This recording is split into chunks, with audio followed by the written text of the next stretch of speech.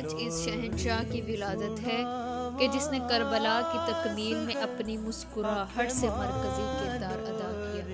صحیفہ امامت کی سورہ کوثر 14 میں نہ رہ کر بھی باب الحوائج بہادر اتنا ہے کہ عباس کے بعد آیا، اور ضروری اتنا ہے کہ جب تک دنیا میں نہیں آیا حسین نے کربلا کا سفر شروع نہیں کیا۔ یہ وہ شہنشاہ ہے کہ جو دیکھنے میں سب سے چھوٹا ہے لیکن سمجھنے میں سب سے بڑا، کہ جب مولا حسین علی اصغر کو لے کر میدان کربلا کی جانب گئے ہیں تو 10 لاکھ نے دیکھ کر کہا کہ لگتا ہے حسین قرآن اٹھا کر لائے۔